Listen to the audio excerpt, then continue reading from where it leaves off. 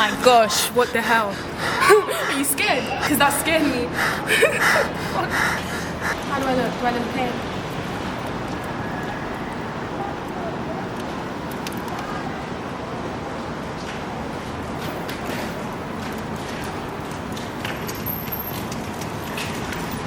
Thank you.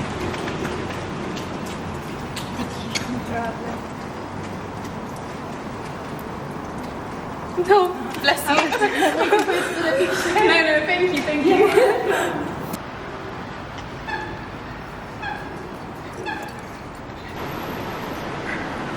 Hi. Oh, sorry, I didn't mean to scare you there. Let's get started, shall we?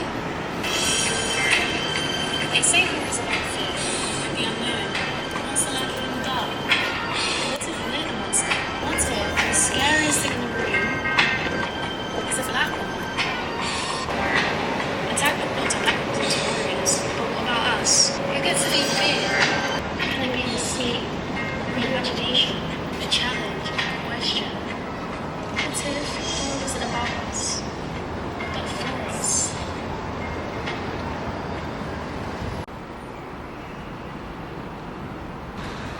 Fear, an invisible force which controls us all, and I want to understand why. In this documentary, I'll be interviewing black girls across London to understand their fears, and through them, maybe even understand my own, and see how we can overcome them, if we can overcome them.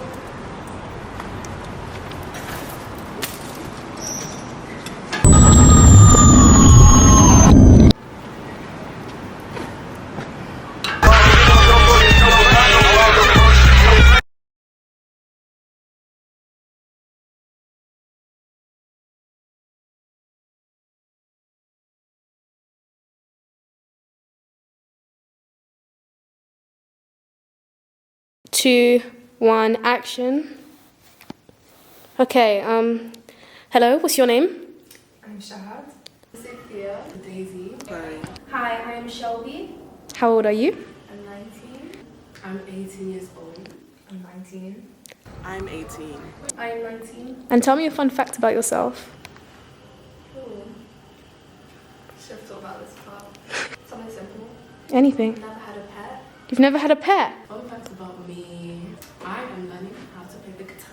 I'm learning how to play the guitar and I really love it. Do you know what? I'm trying to make my own little One, two, production. I'm trying to make my own little sing-song. Tell me a fun fact about you, Shahad.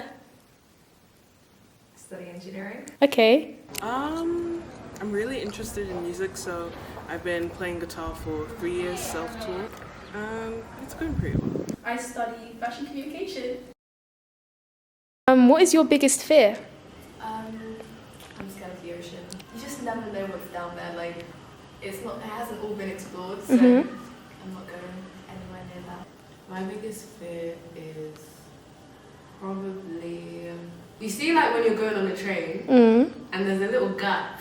You see that gap, yeah? My heart literally stops. When I take 1 foot on the train and my heart stops. So that must be my biggest fear. I can't like slipping through that little gap. Today, yeah, I was going on the train. I just saw people like casually, nonchalant, just going on the train, not really deep in that. There's literally a gap that you can fall into. Deep that. There's literally a gap that you can fall into.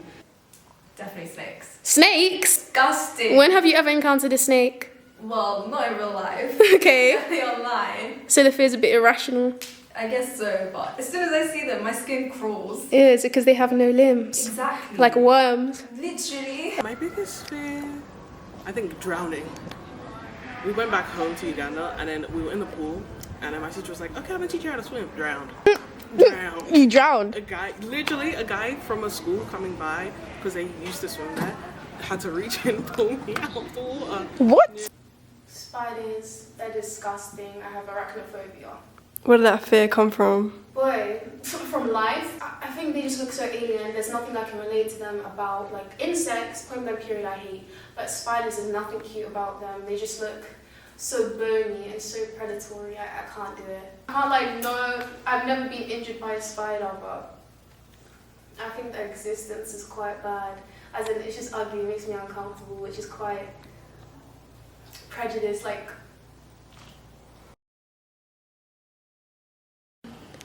Okay, Sophia, what scares you the most?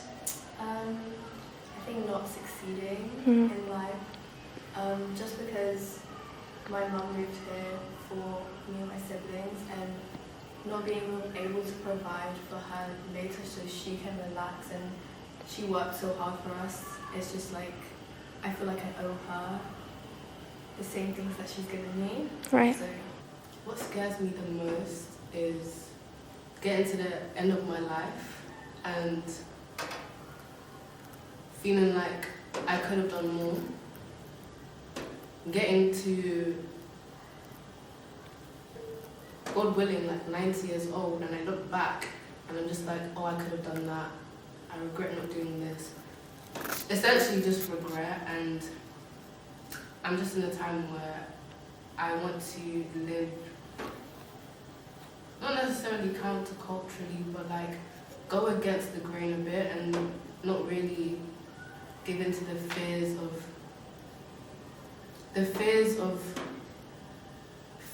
failure is one, like feeling afraid of literally not doing well in life. What does doing well look like? Doing well, if you want to go with the Western view, the American dream, I feel like makes people feel like if they're not doing that, then they're failures. And I don't want to abide by that system.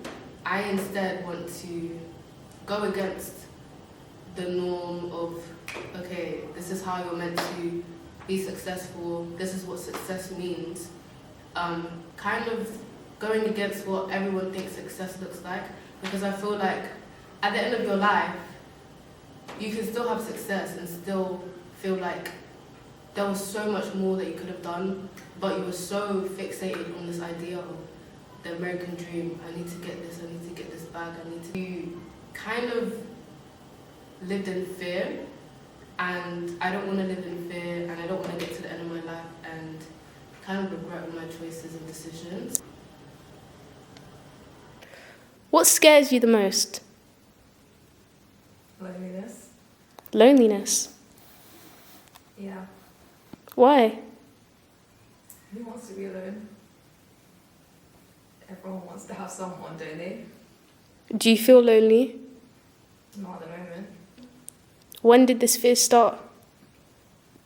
Maybe when I was in secondary. What caused it? Feeling like you're the odd one out and everyone's faking it, so it doesn't feel genuine. Right. Do you think you'll ever be able to get over this fear? If I surround myself with a lot of people, I think so. I think what scares me the most is the really apparent dislike to black people in especially art industries, especially being dark skinned. I'm thinking of when I have to go into the workforce, of how I'm going to be snubbed and looked down on, possibly because they think I'm not going to have a better education or my work's not going to be as good, and possibly just thinking, oh, I'm not going to amount to anything as great as white counterparts because of their skin color and da-da-da.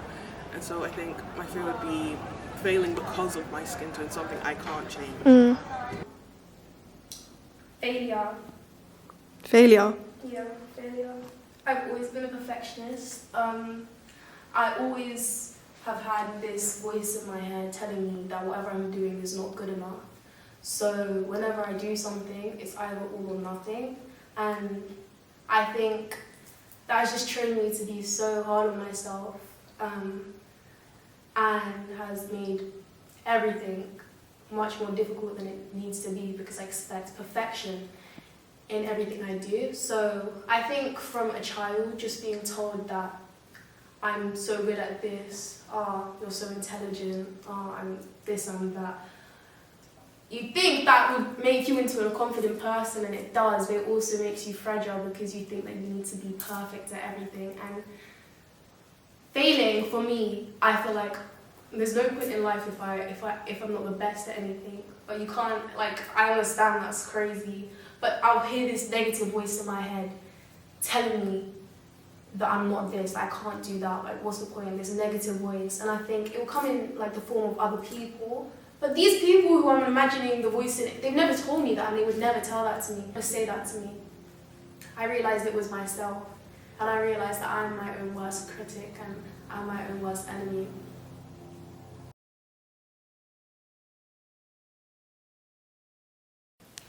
Is it filming?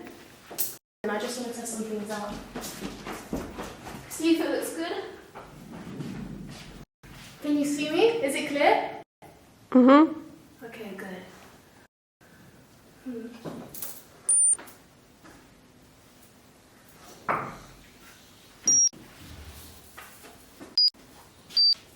Dracula.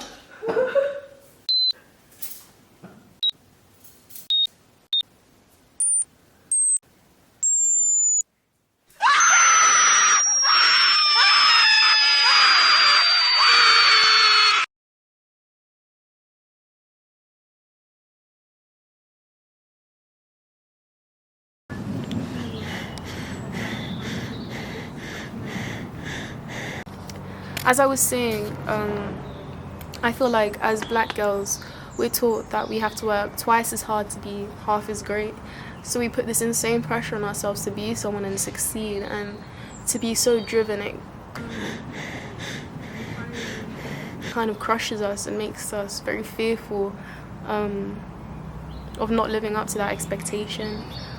All I can say is that we have to fight our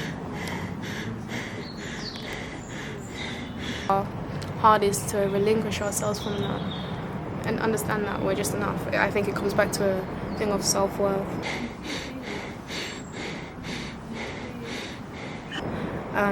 Being intrinsic and not something you have to earn through material things, material ideas of success, capitalistic ideas of success and things of that nature, and just remember to breathe, I guess. So yeah. That's what I have to do.